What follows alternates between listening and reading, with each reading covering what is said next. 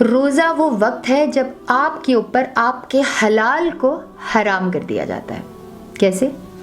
پانی پینا حلال ہے، روزے کی حالت میں حرام ہے. کھانا کھانا حلال ہے، روزے کی حالت میں حرام ہے. اپنی بیوی کے پاس جانا حلال ہے، روزے کی حالت میں حرام ہے. تو جب آپ حلال سے بچ سکتے ہو، جب آپ کی وہ ساری چیزیں جن کی اللہ نے آپ کو پرمیشن دی ہے، جب آپ ان سے رک سکتے ہو، تو مجھے بتاؤ کہ آپ حرام سے کیوں نہیں رک سکتے؟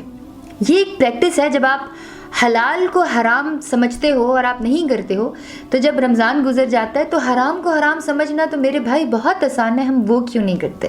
دیکھیں، قرآن پاک ایک ایسی کتاب ہے جس کے بارے میں اللہ تعالیٰ نے خود فرمایا ہے کہ یُضِلُّ بِهِ كَثِيرًا وَيَهْدِي بِهِ كَثِيرًا، کہ اس کتاب سے ہدایت ملنے والوں کو بہت ہدایت ملتی ہے اور گمراہ ہونے والوں کو بہت گمراہی ملتی ہے.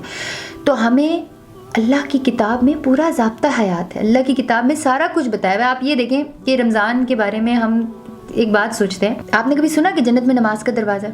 آپ نے سنا جنت کے اندر زکوٰۃ والوں کا دروازہ ہے؟ آپ نے سنا جنت کے اندر حج والوں کا دروازہ ہے؟ باب الریان، جنت کے اندر روزے داروں کا دروازہ ہے.